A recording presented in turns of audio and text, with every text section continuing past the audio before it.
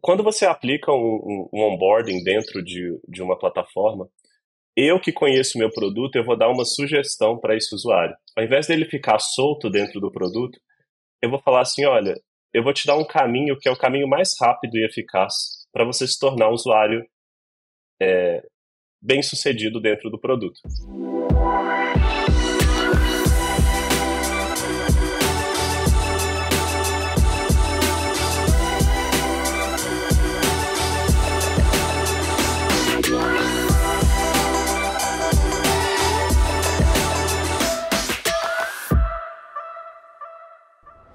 Olá, seja bem-vindo ou bem-vinda a mais um Mesa de Produto.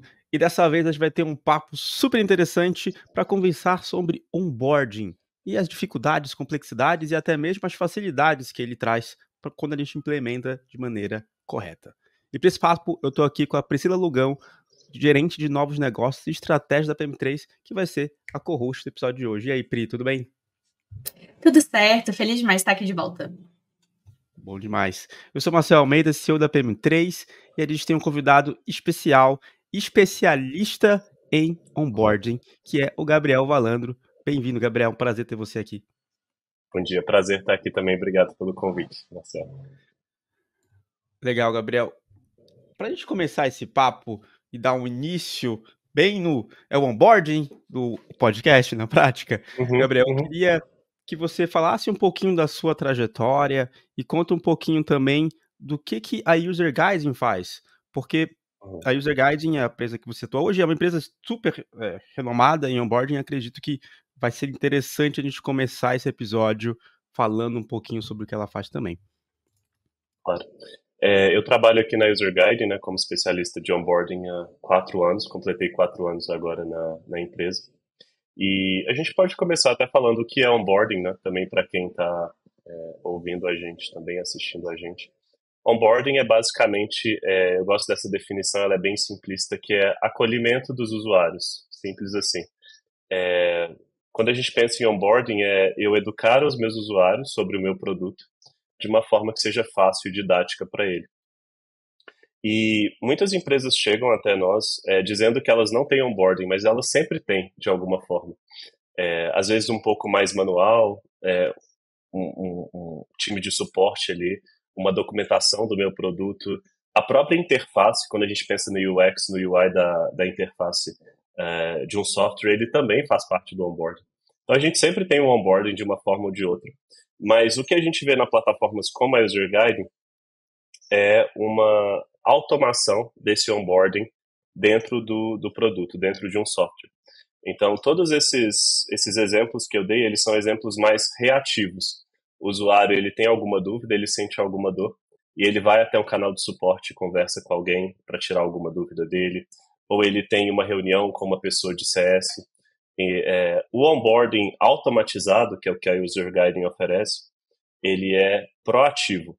Então, o usuário entra no software, ele acessa o software daquela empresa, e ele vai começar a receber informações que a empresa mapeou com base nas dores dos usuários delas.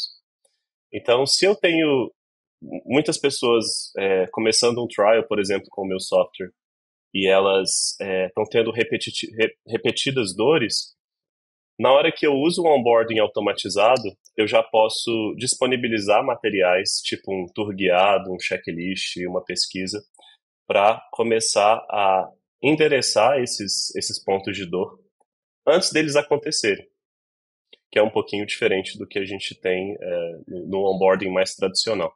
Então, ele não exclui os processos mais tradicionais que a gente usa. Um suporte é sempre importante, uma documentação de produto, uma interface amigável, mas hoje em dia a gente vê que não é suficiente somente isso. É engraçado você comentar que chega a gente querendo usar a User Guide falando que não tem onboarding. Estava conversando com uma empresa recente, não é onboarding de produto, mas é quase a mesma situação. Ela estava falando assim, a gente não tem onboarding aqui de colaboradores, né? Algo padrão. É claro que eles têm, só não tem um processo. Ele falou, não, as pessoas marcam reunião e conversam, só não tem um processo de onboarding, as regras do onboarding, mas existe. O fato que ele existe. Eu vejo a mesma coisa acontecendo nos produtos. A gente muitas vezes eu vejo também gente falando que não tem o onboarding, beleza, talvez não tenha uns processinhos, não tem as etapas, não tem ninguém olhando, não tem ninguém metrificando, mas tá lá. O onboarding existe. Tem um botão de criar conta. Sim. E tem uma primeira tela depois. E você até tocou um ponto importante, Marcelo, que é a diferença entre onboarding de colaboradores, que foi o exemplo que você mencionou, que é muito comum também, e onboarding de usuários, né? Que muitas pessoas também confundem, são processos diferentes. A gente tem aquele onboarding ali que o RH faz, né, quando um novo funcionário entra na equipe, e a gente tem aquele usuário que está acessando uma plataforma, poderia ser ali um Spotify pela primeira vez, e ela não sabe como utilizar aquela plataforma, e aí a própria empresa oferece recursos visuais e didáticos para ensiná-los, que é um pouco o que a Azure Guiding faz também. E, Gabriel, para a gente começar esse papo, aprofundando um pouco mais em onboarding, qual que é a importância dele, eu queria entender, até da perspectiva sua e da User Guiding, qual que é o impacto de um onboarding bem feito para o sucesso do produto? O que vocês têm de tanto de diretriz quanto de dicas que vocês dão para os clientes para conseguir impactar o produto de uma maneira legal? Boa pergunta, Pri. Quando um usuário acessa seu produto pela primeira vez, um cronômetro começa ali.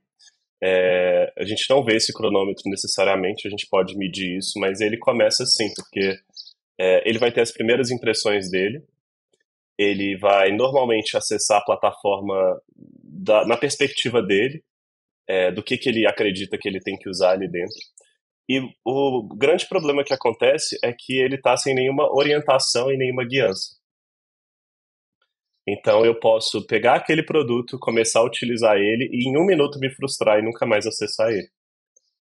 Ou a empresa pode ter a sorte de eu ter um conhecimento suficiente, ir nas funcionalidades certas e ter uma boa experiência. Mas isso é um pouco uma roleta russa, porque eu não sei exatamente onde o meu usuário vai clicar, se eu não trouxer um pouquinho de controle na experiência. Quando você aplica um onboarding dentro de uma plataforma, eu que conheço o meu produto, eu vou dar uma sugestão para esse usuário. Ao invés dele ficar solto dentro do produto, eu vou falar assim, olha, eu vou te dar um caminho que é o caminho mais rápido e eficaz para você se tornar um usuário bem sucedido dentro do produto. Isso poderia ser feito, por exemplo, com um checklist de tarefas. Então, meu usuário acessa a plataforma pela primeira vez e eu tenho um checklist ali mostrando 3 a 4 tarefas básicas que são importantes para ele ser bem sucedido naquele produto.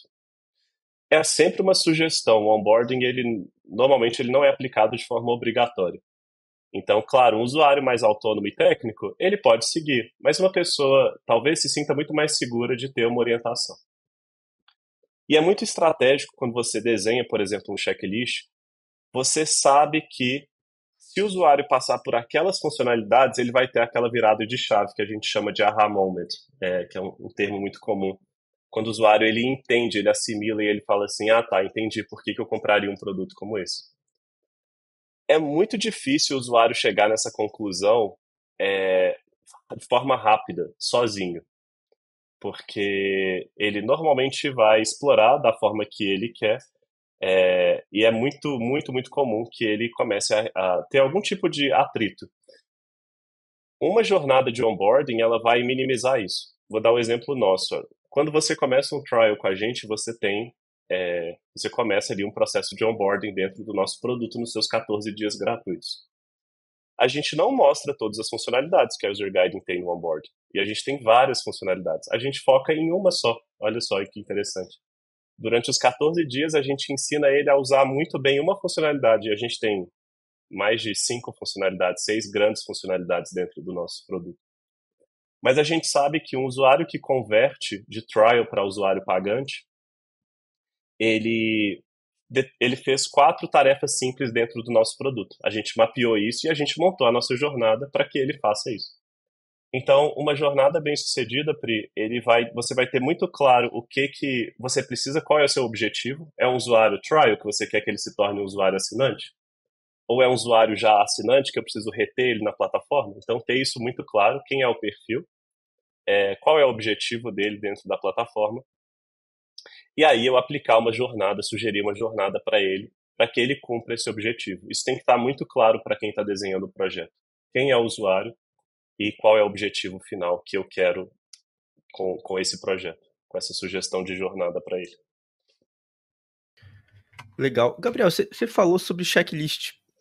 E eu gosto muito desse modelo. Tem inclusive um livro, acho que o livro é Checklist, o nome, inclusive, que é sobre um médico, e ele fala, ele mostra o quanto que implementar checklists nos hospitais simplesmente salva dezenas e milhares de vidas. E é muito louco ver isso.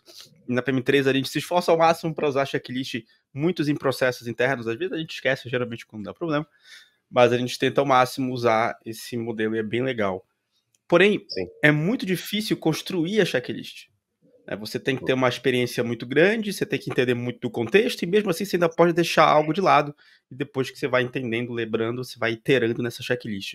O que você já viu de construção de checklist, tanto coisas bem feitas quanto mal feitas, os desafios para fazer ela, porque eu entendo que é complexo mesmo. O erro comum é deixar ele complexo. É o primeiro erro básico.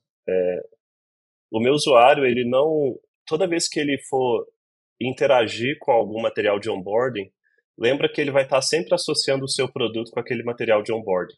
Se você fizer um onboarding complexo, ele vai entender que o seu produto, seu software é complexo.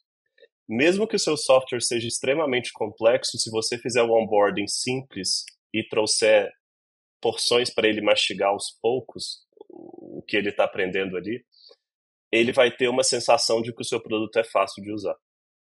Então, o primeiro ponto que você trouxe ali do seu exemplo, que foi muito válido, é simplicidade.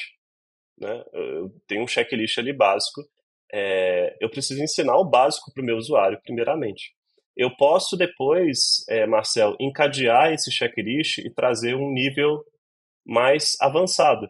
Então, por exemplo, eu terminei uma jornada ali de 3, 4 tarefas básicas, eu posso sugerir para o meu usuário um nível 2, mais intermediário, mais avançado, para ele se aprofundar. Mas eu colocar isso já de cara vai matar a experiência do usuário e vai normalmente assustar ele.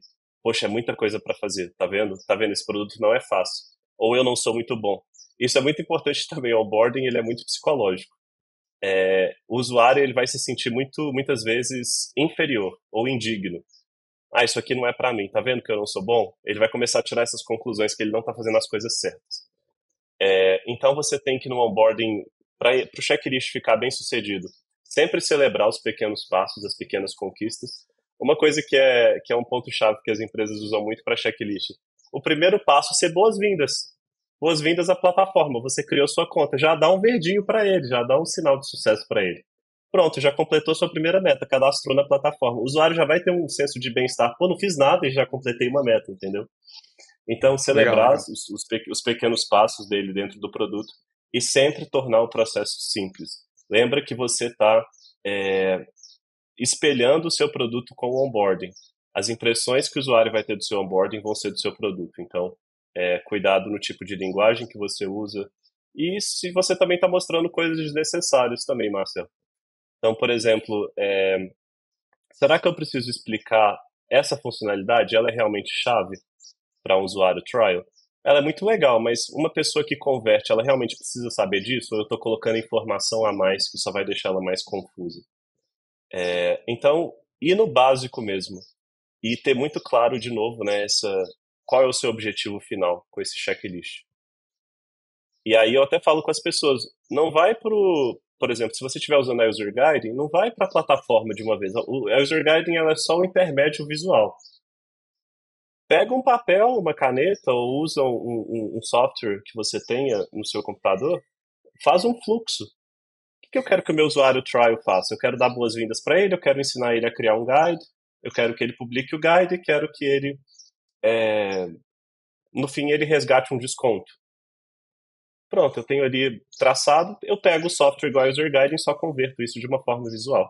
Fica muito mais rápido e você vai ter muito menos retrabalho também. Gabriel, você citou, né, o onboarding, a gente levar a pessoa para o sucesso de usar uma feature ou de cumprir um checklist ali. Mas como que a gente, de fato, mede se o onboarding que a gente tem dentro da nossa plataforma está funcionando e está sendo efetivo, né? Quais as métricas que você considera que são indispensáveis para a gente conseguir avaliar a efetividade dessa etapa no produto? Ótima pergunta. Na User Guide a gente tem um relatório, que eu vou usar como exemplo, que a gente chama de relatório de impacto, Pri. Que é um relatório onde eu vou cruzar dados internos que eu tenho na minha empresa com dados de onboarding. Se eu ficar olhando para os dados de onboarding separados dos dados da minha empresa, eu não vou conseguir entender como que eles estão se conversando. Então vamos pegar de novo o exemplo do checklist. Eu tenho o usuário trial gratuito e ele tem 14 dias para testar minha plataforma. Quando ele converte para um usuário pagante, eu tenho esse dado dentro do meu banco de dados ali da minha empresa. A Pri era uma usuária gratuita e ela agora é uma usuária pagante. Mas qual que é a relação disso com o onboarding? Eu preciso cruzar essa informação. E aí eu vou adicionar uma variável, Pri, nessa equação. A Pri, uma condição. A Pri que completou o onboarding de checklist, ela também converteu de trial para usuário pagante. Tá vendo que eu não estou isolando a informação? Também não vale nada eu falar assim, a Pri completou o checklist. Tá, o que isso significa? A Pri converteu, o que isso significa? Ela completou o checklist e ela converteu. Quando essas duas informações estão em conjunto, começa a ter um impacto. E mais do que isso, 70% das pessoas que converteram de gratuito para pago completaram o checklist. Isso é muito importante eu ver isso.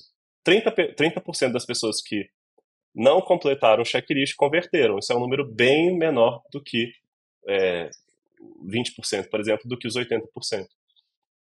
Então, cruzar os dois dados. Outro exemplo, cancelamento, churn. Quantas pessoas passaram, por exemplo, por uma pesquisa de NPS que eu ofereci ali no meu onboarding, onde eu pude mapear o quão satisfeito ou quão não satisfeito ele está. E aí depois eu tive uma segunda ação, às vezes, de onboarding também, mostrar uma pop-up, uma modal, um guide ali, convidando ele para uma call. Quantas pessoas que cancelaram passaram por esse processo? E cancelaram e não cancelaram. Então, tá vendo? Eu começo a cruzar o que eu estou fazendo no onboarding com informações, com comportamentos que os meus usuários estão tendo. Contratar, cancelar, reter, etc. Então, vai criando correlações, cruzar as né? duas. Perfeito. E, Gabriel, aproveitando esse assunto também, a gente vai criando, às vezes essas correlações, elas não são as mais óbvias quando a gente está dentro do produto. A gente precisa criar o nosso processo de onboarding para a gente entender de fato onde a gente influencia, né? Então vai ter um período ali de vamos passar testando, vamos ver se esse é o melhor modelo, vamos adaptar. Uhum. Além desse, quais outros grandes desafios vocês veem os clientes da User Guiding passando? Tem alguma coisa que, todo cliente passa por isso e não tem como fugir, mas a gente tenta mitigar? Uhum. Você diz na aplicação do onboarding ou erros que eles querem resolver com o onboarding, perdão? Os dois. Os dois? Uhum. Olha, erros comuns que fazem com que eles pensem em usar onboarding, provavelmente um onboarding muito extenso, muito manual e muito extenso. Então, o usuário cadastra ali no produto, às vezes ele se torna assinante, e ele tem um processo de 30 dias de onboarding, com várias reuniões com o time da empresa. Tem pessoas que vão gostar muito disso, mas tem pessoas que não vão gostar, porque elas entendem, poxa, por que eu tenho que ficar gastando um mês, né? A gente tem casos até de onboarding de 6 meses, né? Por que eu tenho que ficar um mês aqui recebendo, né, tendo que me engajar com essas reuniões, com esse produto que eu paguei, tomando o meu tempo, né, que é algo muito precioso para todos nós. Então, o que a gente vê muito de erros comuns é processos muito, muito extensos e muito manuais de onboarding, porque as pessoas não têm consciência de que existe automação desse processo. Então elas acreditam que só existe aquele modelo. Eu tenho que estar com o cliente, isso que vai agregar valor para ele. E essa é uma suposição verdadeira, mas você pode talvez agregar mais valor para o seu cliente economizando o tempo dele. Talvez fazendo um processo híbrido. Diminui o número de reuniões e traz os assuntos básicos repetitivos dessa reunião para dentro do seu produto. Por quê? O que é melhor? Eu ir para uma reunião e uma pessoa me bombardear com informações durante 1 hora que eu tenho que memorizar e depois eu ir para o produto e aquilo ali não se encaixar com o meu dia a dia?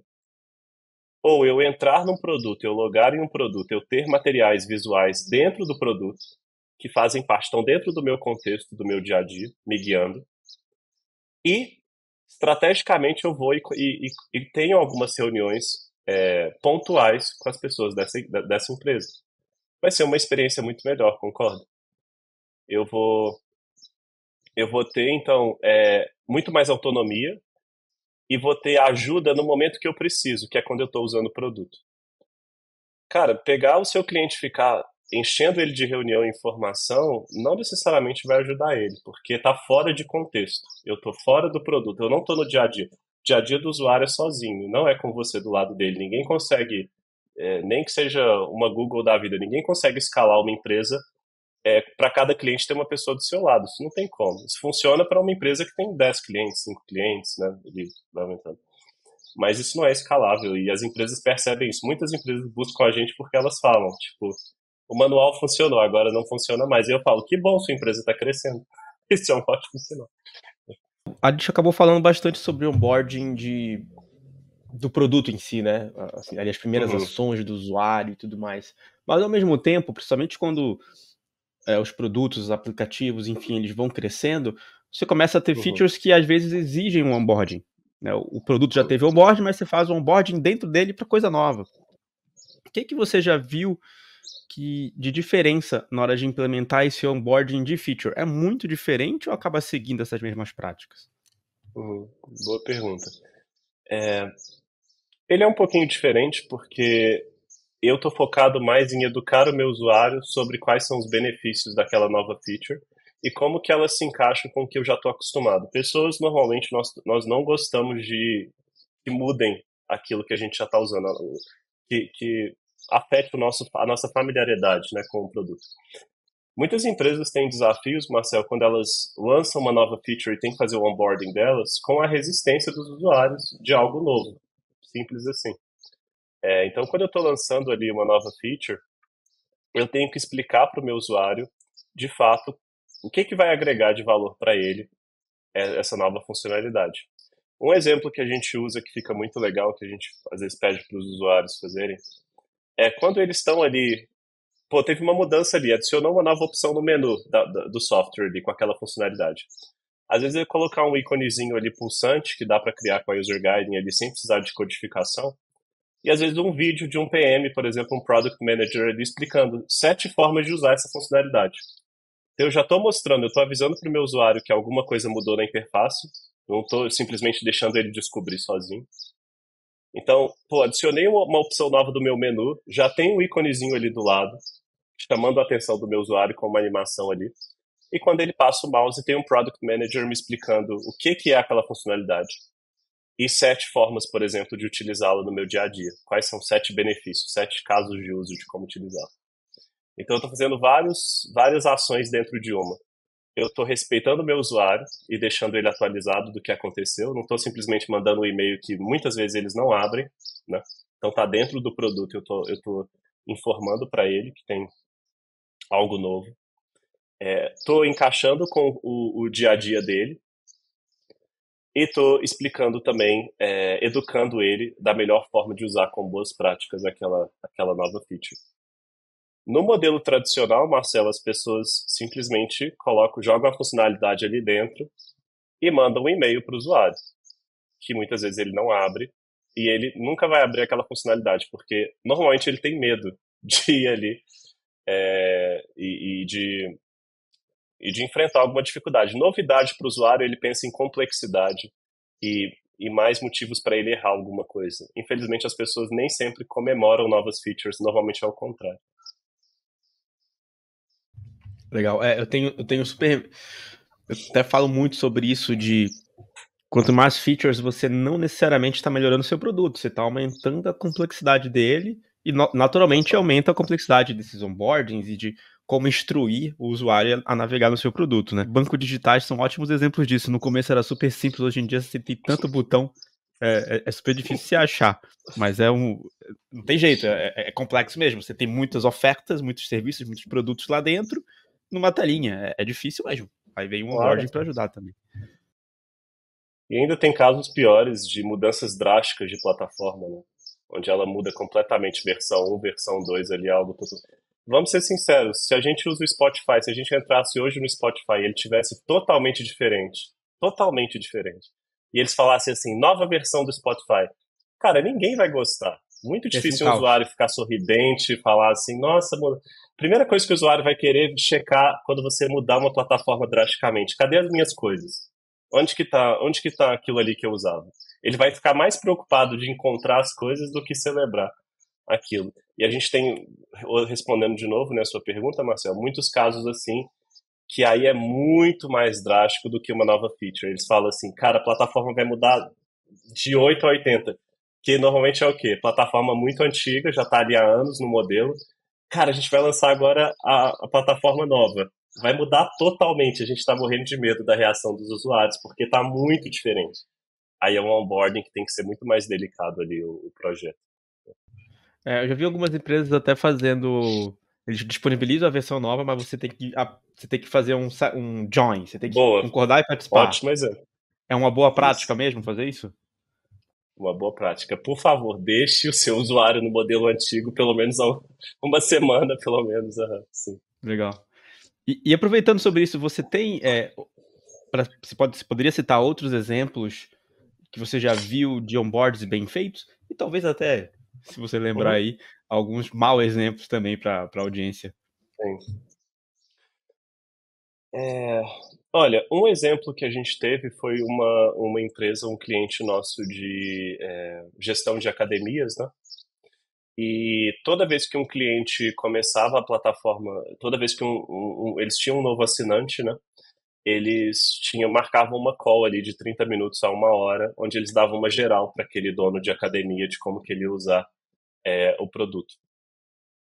E aí eles basicamente espelharam essa call de 30 minutos a uma hora e criaram materiais com a User Guide e disponibilizaram ali para os novos usuários.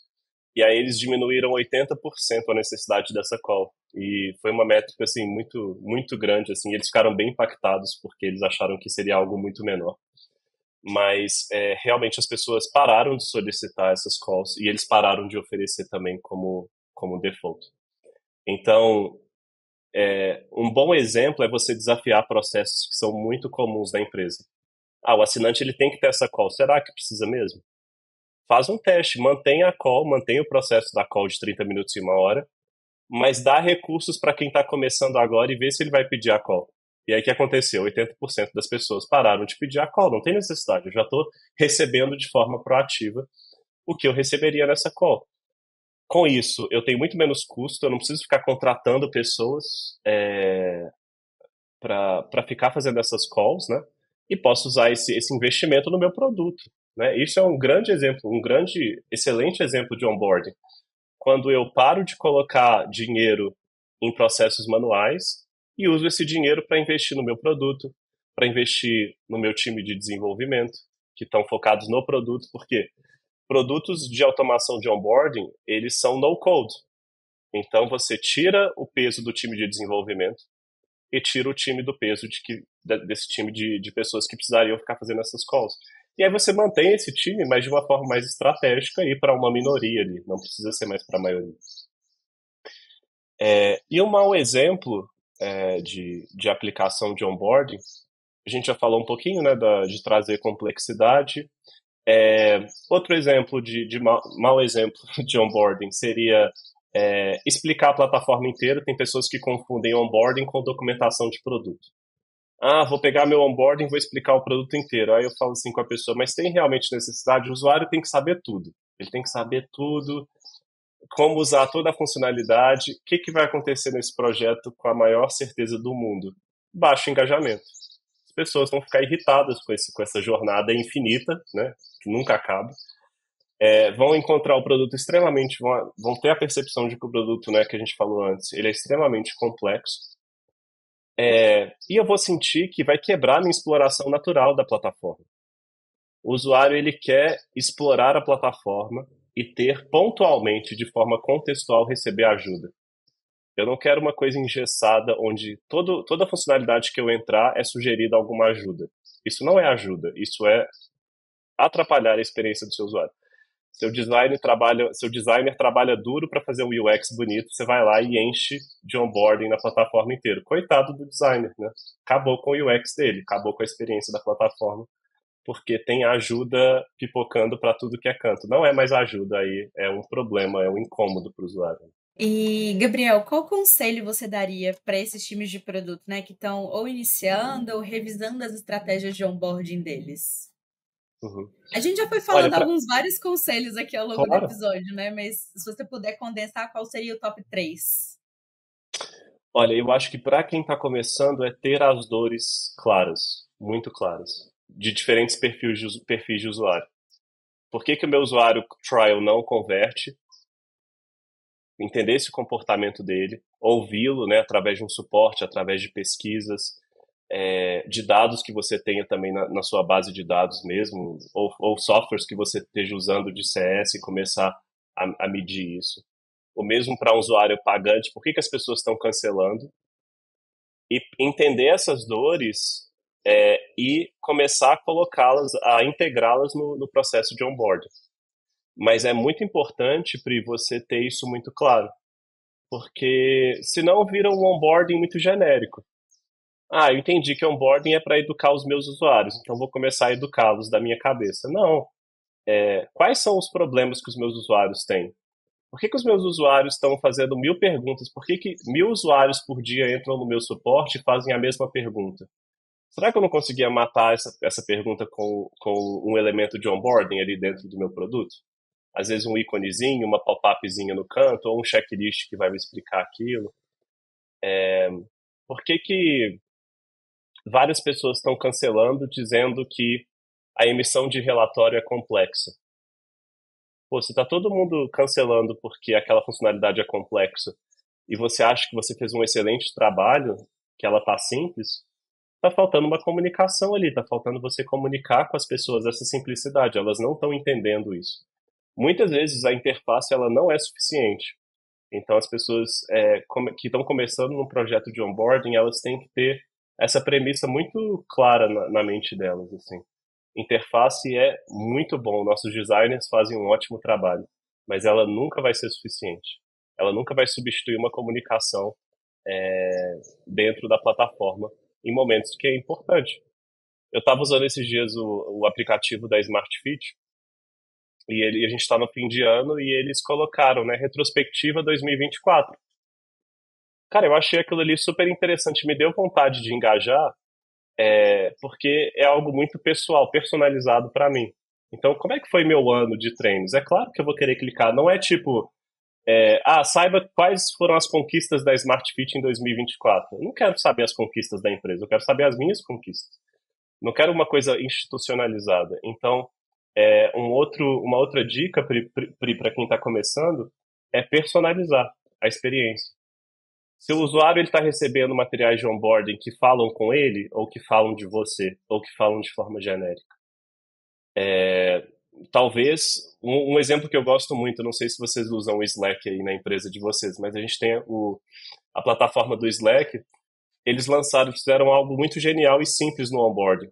Eles colocaram o recurso de áudio, né, para você começar a gravar áudio pelo Slack. E eu lembro que quando eles lançaram isso, eu estava mandando um texto, era um textão para um colega meu de trabalho, mas não era algo ruim, a gente estava falando de trabalho mesmo. E eu lembro que quando eu estava terminando o texto, o Slack falou assim, por que você não usa o recurso de áudio em vez de mandar um texto tão longo? Então eles colocaram um senso de humor, foram extremamente convenientes, não foram inconvenientes, foram extremamente convenientes, contextuais, e com base em uma ação minha, eles trouxeram um elemento de onboarding. Isso é um onboarding inteligente. Ele entende a sua ação e fala assim, posso te dar uma sugestão melhor? Pronto, o usuário vai ter aquela sensação de bem-estar, né, quando ele recebe. Ao invés de ser uma coisa chata, né, também. Sim, e dá a sensação de que realmente aquilo foi feito para mim. Putz, é mesmo, eu tô mandando um textão. Será que não era mais fácil? E faz a gente refletir nas ações que a gente tá fazendo e como que a gente tá usando a plataforma mesmo. Achei um exemplo super legal. E, sim.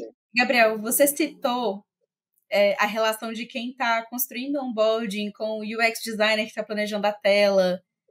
Como que a gente consegue alinhar essas equipes, né, de produto, de design e desenvolvimento para a gente conseguir, de fato, criar experiências de onboarding que sejam consistentes dentro do produto, né? Para não parecer que é meio que um puxadinho que foi feito.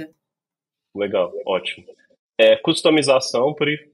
Então, os materiais de onboarding, eles respeitarem o seu branding, o seu UI, a sua interface.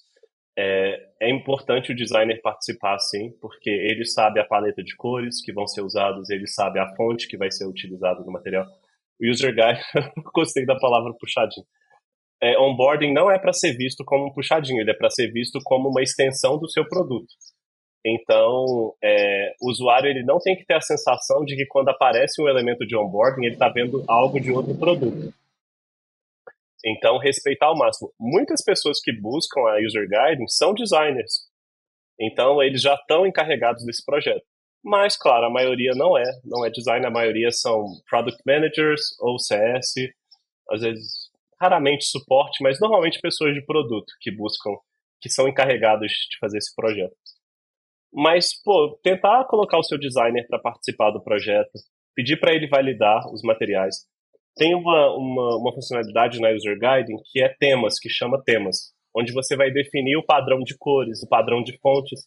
Então, se entrar uma pessoa nova no projeto de onboarding, Pri, quando ele criar o material já vai herdar todas essas definições que você fez do estilo, das cores, das fontes. Então, já vai sempre respeitar o seu design. Claro que você pode mudar individualmente, mas é muito importante, eu acho, essa parte da customização para que tanto a área de design quanto a área de onboarding de produto, elas conversem. Legal. E, Gabriel, para a gente fechar o episódio, eu queria ver a sua opinião sobre tendências e talvez mudanças que estão acontecendo, não só em abordagens de onboarding também, mas como também em ferramentas, né? O mundo está mudando pra caramba, principalmente com IA, imagino que vai ter algo aí disso no meio, mas se você puder trazer outras visões aí dessas mudanças de abordagem, seria muito legal para quem está ouvindo conseguir já sair com, beleza, esse aqui é o possível futuro. IA e onboarding já estão conversando, obviamente. Uma das formas que a gente já colocou no nosso produto é um assistente de IA, onde ao invés de responder só com texto, ele responde com materiais de onboarding. Então, por exemplo, eu faço uma pergunta para ele, como que eu crio uma conta? Ao invés dele responder só em texto, ele responde com um tour interativo. Isso já é uma forma de você conectar a inteligência artificial com o onboarding. Ele não precisa estar limitado a texto. Ele pode pegar os seus elementos de onboarding que estão ali e chamar eles de forma proativa quando o usuário faz uma pergunta.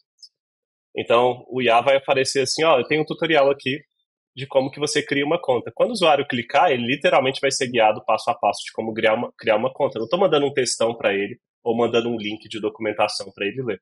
Eu estou pegando ele no braço ali e levando ele para criar aquilo. Outra forma também que a gente vê assim no futuro de onboarding, cada vez mais autonomia também, ou seja, maior escopo, né, do que o onboarding é capaz de fazer. O onboarding a gente pensava muito antigamente só tutoriais, só ajuda rápida, mas ele pode ser muito mais do que isso, atualizações de produto, né? O User Guiding hoje oferece uma opção de você criar ali uma página unificada que o usuário pode acessar, onde todas as suas novas features vão ser unificadas ali dentro. Principalmente para startups, às vezes que estão começando, eles não têm recurso suficiente para ter esse tipo de interface. Então a gente dá ali para eles uma página onde eles conseguem unificar e receber feedback dos usuários, das melhorias dele. Então, e um pouco além da caixinha, sabe, Marcel, de que é só para educar, é só tutorial. Não, é pesquisa, é feedback, é trazer inteligência artificial e ela ser proativa com o que você colocou ali de onboarding, trazer para o usuário também. O usuário, eu acho que o futuro também do onboarding, ele acaba mesclando um pouco com o suporte também. Antigamente era muito onboarding de um lado e suporte manual e tradicional do outro. Mas esse exemplo da IA mostra que os dois eles estão cada vez se conversando mais e a gente vê mais pessoas de suporte também entrando em contato com a gente e querendo melhorar por causa dessa dor. Eu tô recebendo muitos tickets de suporte que poderiam ser resolvidos de forma mais simples pelo usuário. Então, um grande aspecto do futuro é as pessoas estão mais conscientes da automação de onboarding também. no mercado. O Brasil, eu acho que ainda peca muito no entendimento de que existe automação de onboarding. As pessoas, a maioria das empresas tem processos muito manuais e tradicionais de onboarding. E a gente está no papel da User Guiding, principalmente no mercado brasileiro. O Brasil hoje é nosso segundo maior mercado hoje na empresa. É conscientizar as pessoas, não é simplesmente vender um produto, é explicar para elas que tem formas melhores dela educar e treinar os usuários delas também. Eu acho que isso no futuro vai ser muito importante, trazer isso mais em pauta, igual a gente está fazendo aqui hoje. O que é? Como é que serve? Será que é só aquele modelo que eu tenho na minha mente, aquele tutorial que eu pulo, ou ele pode ser um pouco mais inteligente, né, do que isso também? Legal, bom demais. Então fica aí para quem tá ouvindo até o final, o possível futuro de onboarding, que já está acontecendo, né? Já tem algumas coisas aí, como você mesmo trouxe, de IA e tudo mais, já acontecendo. Gabriel, super obrigado pelo papo. Pri, muito obrigado também. Obrigado. Eu agradeço para você que ficou assistindo ou ouvindo aqui até o final também. Você pode, se você estiver no Spotify, dar aquelas 5 estrelinhas que ajudam o nosso podcast a ser impulsionado pelos algoritmos do Spotify. E também, se estiver no YouTube, dá um like. E você pode também enviar esse episódio para outras pessoas que trabalham com onboarding e sabem o potencial disso tudo. Muito obrigado e até a próxima. Você tem um web app. Está animado em ajudar seus clientes a ter sucesso, mas há um problema. Os clientes não entendem o que você está oferecendo a eles. As taxas de adoção de seu produto estão despencando e os leads que o marketing trabalhou tanto para gerar mal se convertem. Sua equipe de suporte está sobrecarregada com inúmeras perguntas repetitivas, ou você está apenas perdendo feedbacks valiosos. É aí que entra a User Guiding para te salvar. Guie seus usuários para o sucesso, com widgets, tours interativos, tooltips e checklists. Use banners de anúncio, centrais de recursos e pesquisas para se comunicar perfeitamente com seus usuários. E depois, as taxas de conversão, adoção e retenção aumentam. Você está feliz, sua equipe está feliz e o melhor, seus clientes estão felizes. Mostre ao mundo o quão incrível seu produto é. User Guiding, onboard fácil e sem codificação.